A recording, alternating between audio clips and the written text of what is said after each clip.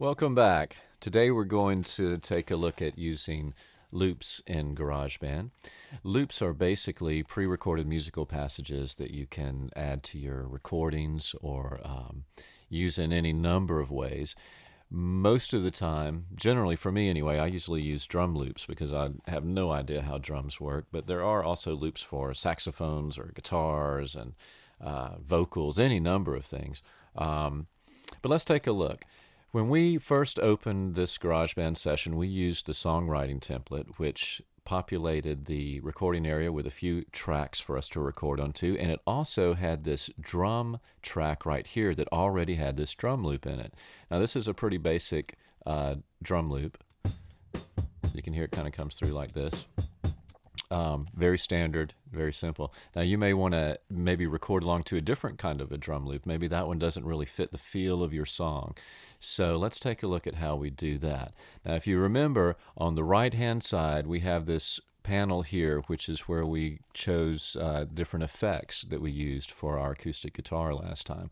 Well, if you come all the way down to the bottom of this panel, you'll see these three little tabs right here. The first one's an eyeball, the second one is actually the letter I, and the third one is a little media browser tab. Now, right now you see that the letter I is highlighted, so that means we have this information panel open. We can actually click that to hide it, and that gives us more room once we're recording.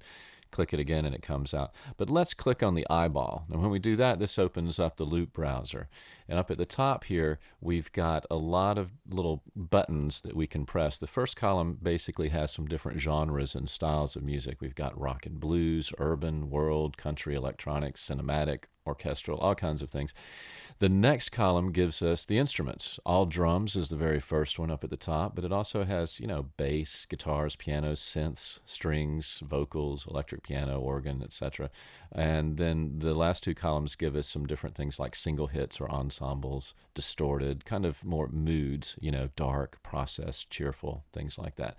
But we're going to click on all drums to begin with, and this loads all these different drum loops down here in this section right here. And all we have to do is basically just click on one and we can audition it.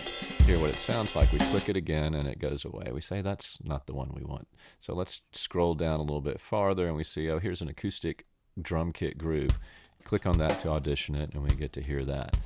Also at the bottom of this panel there's a little search field.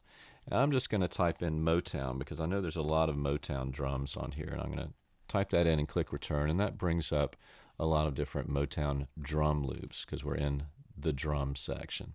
So we can audition these here, hear what they sound like, and let's say we want to use, let's say this one we want to use. All we have to do is click on it and drag it over here, and GarageBand creates a new track for us, and we just drop it where we want, right there, voila. So what I'm going to do is I'm going to mute the drums we already had there, and I'm going to take this drum track, and you see as I hover over the top right corner of it, we get this little symbol like a loop thing, and I can just pull it out like this to make it longer there. And I'm going to unmute that guitar, and now we can hear the guitar along with that drum loop. All right? So that's kind of neat, right? Now we could also very easily just click this track. If we didn't want the original drum track that was in there, we can click on track to select it and then go up here to the top where it says track in our menu here, and there's delete track. I'm not going to do that now, but we could always get rid of that track if we didn't want it. Or we could select the actual drum loop within here and press delete on our keyboard, and that would still leave us a drum track, but it would delete the loop out of there, and we could simply drag this loop right there. Okay, now you notice that this loop is blue, but if we come back over to the panel here on the right, some of these, you might not be able to see it. I wish I could zoom in, but some of these have little blue icons next to them, and some have green icons. For instance, this one is a green one. Now I'm going to go ahead and drag this over into the session and let you see what this is as soon as it copies it here.